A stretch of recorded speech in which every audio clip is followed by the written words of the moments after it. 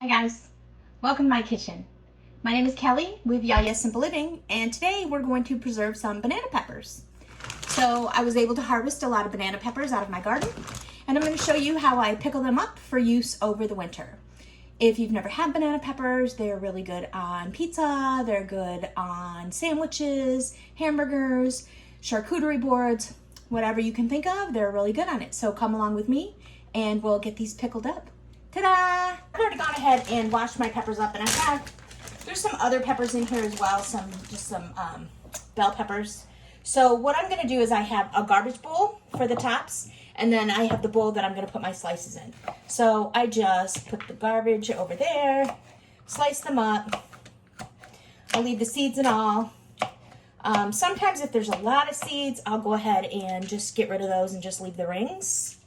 So like the very top of the peppers, there's usually quite a bit of seeds. So I'll just go ahead and get rid of those. Just because you don't want a mouthful of seeds when you have these. So yeah, so we just do that. Get them all sliced up here.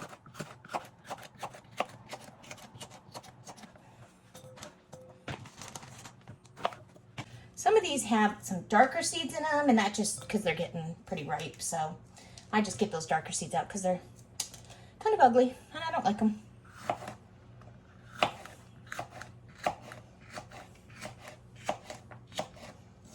Now, you can save the seeds for the following year if that's what you want to do. I have a lot of these, so I'll probably save some of them. But I have a lot of time left in the growing season to be able to do this. This is about my third batch of pickled banana peppers that I've done, and I still have more out there.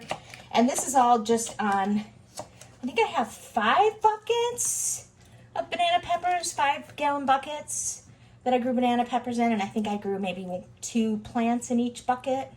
So I did have quite the harvest of banana peppers this year, which, you know, is fine with me. I'll take it. So I'm going to go ahead and get these chopped up, and then I'll tell you guys what the next step is after that.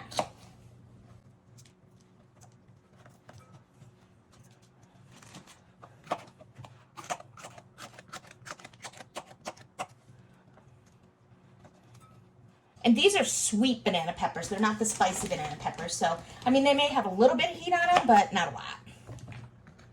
Not like a jalapeno or anything like that. But they're primarily sweet.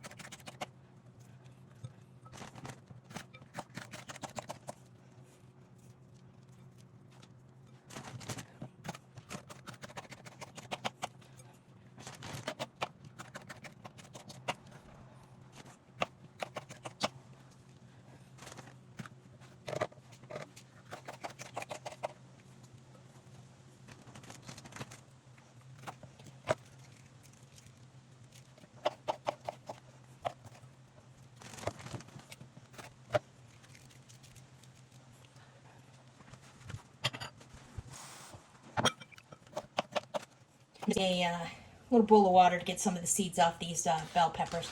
These are actually mini baby bell peppers. So these little purple and red ones. So they are not spicy at all. They're actually sweet peppers.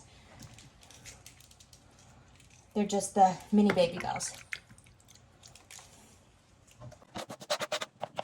And I feel these have one color. And just one.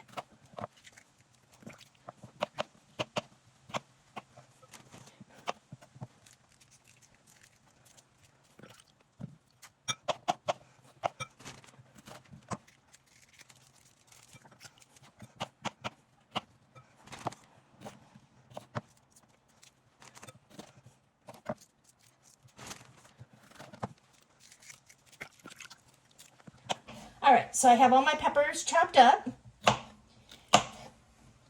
And I am not going to chop up the cayennes and put them in there because I don't think anybody really wants to bite into a cayenne. But I'm not going to chop them up, but I will put them in whole so they can add a little spice, and then people can choose to eat them or not eat them. So let me cut some of these tops off though, because I don't want the long stems on there. Whoops. All right, so we're all set. Let me just get my jars out and get ready, and I'll show you what the next step is.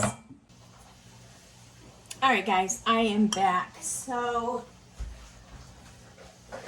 I went ahead and filled my jars just because I like to know how much brine I need to make.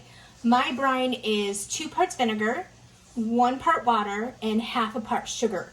So in this pot over here, I have 4 cups of apple cider vinegar, 2 cups of water, and 1 cup of sugar. And then in each jar, I've put a half a teaspoon of pickling spices, a 1/4 teaspoon of salt, and a 1/4 teaspoon of pickle crisp. And then I like to take my whisk and just push everything down just so I know it's down low enough. And then I'll take and I'll fill my jars.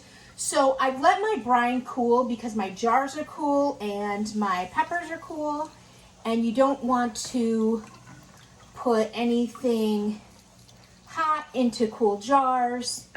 And then my canner is also got cool water in it. So basically everything is the same temperature. So it'll take longer to can it because it has to boil the water, but that's okay because I had a lot of things going on this afternoon.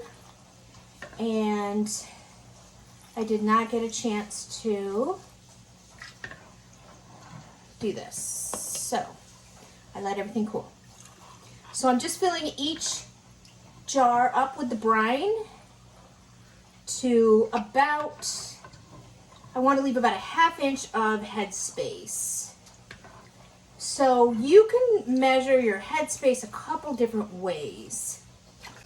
What I like to do is, I usually just eyeball it, and you can tell by way of the thread on the jar, the threading on the jar. So if you do it to the second thread up, that's a half of a, that's a 1/2 inch. And let me show you. You can use one of these to measure it, and it's got the lines right there. So if I can see it, this one right there is going to be 1/2 inch. So again, perfect.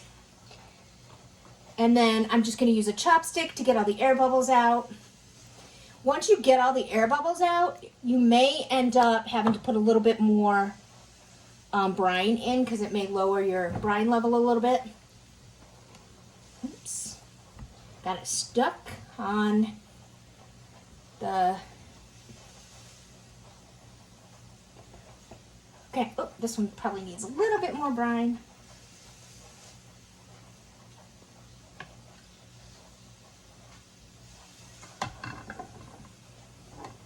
Perfect. And oh, this one could use a little bit more.